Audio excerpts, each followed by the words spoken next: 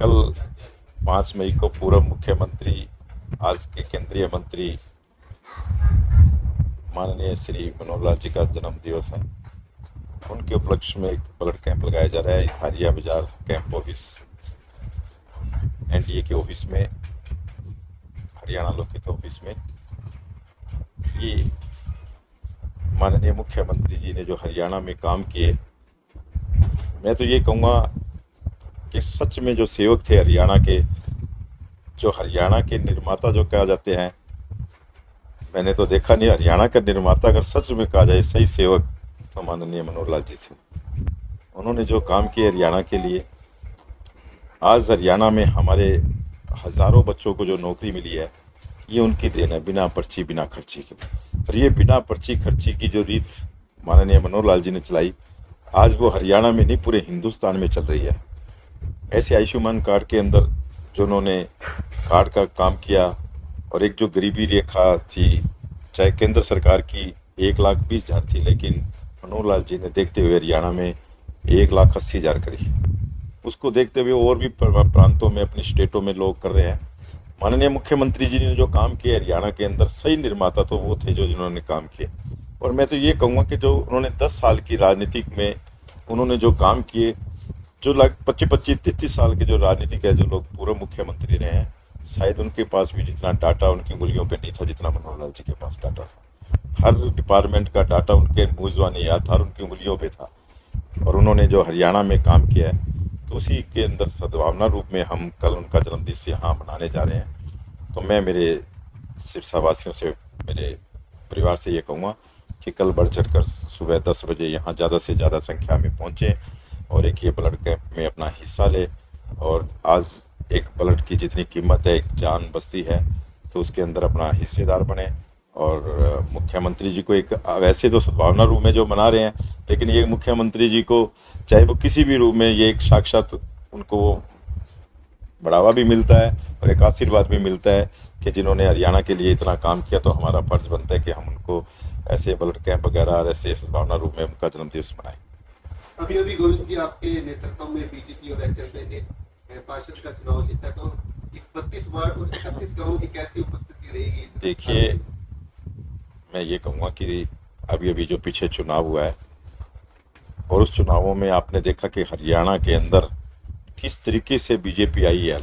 मेरे ख्याल से पूरे में, चाहे हम चेयरमैन में बात करें, चाहे हम मेयर की बात करें, तो पूरे हरियाणा में एक बाढ़ की तरह सारा, पूरे हरियाणा में मेरे ख्याल एक आधा चेयरमैन कोई बना था, बाकी मेयर तो कोई भी नहीं बना।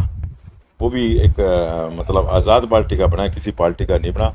और लोगों ने उनको, सब पार्टियों को नकार दिया और बीजेपी को अपनाया है। इसी तरीके से सिरसा वासियों ने भी, जो एक 5 महीने पहले जो एक इलेक्शन हुआ, और जो लोगों के एक मन में थी कि कांग्रेस, क्योंकि यहाँ लोगों को ठगा गया है, यहाँ लोग आज अपने आप को एक ठगा महसूस कर रहे हैं कि हमारे साथ ठगी होगी। लोगों को एक ये लग रहा था कि कांग्रेस की सरकार आएगी, और उस बुलाके में लोगों ने अपना वोट दे दिया। लेकिन आज वो, उन्होंने तुरंत उस चीज़ को संभालते हुए 5 महीने बाद एनडीए के अंदर हरियाणा लोकहित पार्टी भाजपा के चेयरमैन को अपना आशीर्वाद दे के यहाँ चेयरमैन बनाया है।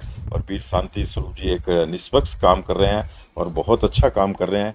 इसी तरीके से 32 वार्डों में जो इलेक्शन हुआ, उसमें 32 वार्डों में भी हमारे बीजेपी के जो फूल के निशान पे 20 लोग जीत के आए हैं और 12 जो आज़ाद जीत के आए हैं। लेकिन हम सभी वार्डों में एक समान काम करेंगे। हमारी जो नीति है भारतीय जनता पार्टी की, कि एक समान, एक साथ, सबका विकास, सबका काम, वो हम कर रहे हैं। सभी वार्डों में काम चलेगा, अभी चल भी रहा है। और उसको अपन, लेकिन मैं मेरे परिवार से ये कहूँगा, जहाँ भी कोई गली बन रही है, कोई पार्क का काम चल रहा है, या कहीं भी कोई स्ट्रीट लाइट का काम चल रहा है, तो वो भी थोड़ा ध्यान दे। ये उनके पैसे हैं, सरकार के पैसे नहीं है, जनता के पैसे हैं। कि अगर कोई ठेकेदार ठगी मार रहा है, कोई ठेकेदार गलत काम कर रहा है, तो उसकी तुरंत सूचना दें। हमारे चेयरमैन या सरकार के जो भी नुमाइंदे हैं वो वहाँ पहुँचेंगे और उसको ठीक करवाएंगे देखकर। नहीं, सर, वाइस चेयरमैन कब तक डिसाइड होगा? वाइस चेयरमैन तो ये ऊपर की नीति हैं, सरकार की नीति हैं। देखो, सब एक साथ जब हरियाणा में बनेंगे तो सिरसा का भी नंबर आएगा। आपने भी मनोहर लाल जी का जिक्र किया, हरियाणा के उनके कार्यों को याद किया। उन्होंने एक आदर्श स्थापित किया, अपना सर्वस्व दान दे दिया उन्होंने। देखिए, उन्होंने अपना जीवन तो लगाया हुआ है, जीवन के साथ साथ जो उनकी संपत्ति थी, वो संपत्ति भी, उनका जो मकान था, पैतृक मकान था, उनका पुराना मकान था, उसके साथ साथ उनकी जो ज़मीन थी, उनके जो पैसे थे, वो भी प्रधानमंत्री कोष में देकर गए हैं। और वो कह रहे मैं एक सच्ची से मैं सेवादार हूँ और सेवादारी रहूँगा। तो उन्होंने एक सच्चा काम किया हरियाणा में, और जो उन्होंने काम किया शायद आज तक कोई मुख्यमंत्री नहीं कर पाया। आज उसी के कारण हरियाणा में तीसरी बार सरकार बनी है। उनके पच्चीनों पे चलते हुए आज हमारे माननीय नायब सैनी जी चल रहे हैं, वो भी उसी तरीके से काम कर रहे हैं, दिन रात मेहनत करके।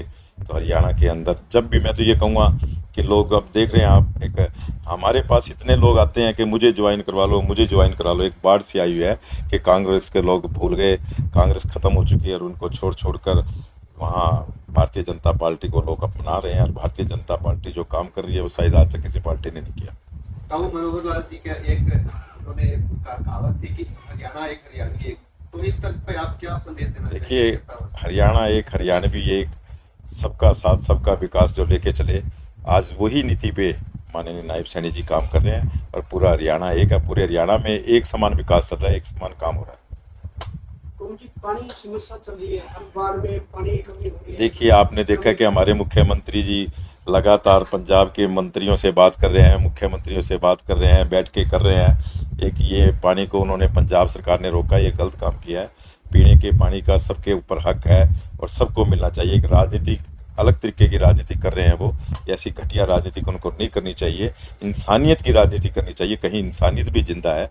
जो हमारे मुख्यमंत्री मनोहर लाल जी करके गए, हमारे मुख्यमंत्री नायब सैनी जी कर रहे हैं, वो एक इंसानियत की राजनीति कर रहे हैं। इंसानियत की राजनीति करनी चाहिए कि सबका हक है, खाने पीने की चीज़ पर सबका हक होता है। अगर किसी पुराने टाइम में आप देखेंगे जब अकाल पड़ता था तो दूसरे राज्य, अगर कोई अनाज पड़ा तो दूसरे राज्य में भेजकर जनता के पास वो अनाज पहुंचता था। तो ऐसे आज पानी की कमी है हरियाणा में। तो मुख्यमंत्री, पंजाब के मुख्यमंत्री को सोचना चाहिए कि मैं अगर जरूरत है और मेरे पास पानी है तो मैं दूं पानी। मैं तो यही सोच है और उनकी भी सोच बदलनी चाहिए। ऐसी घटिया राजनीति नहीं करनी चाहिए, इंसानियत की राजनीति करनी चाहिए उनको।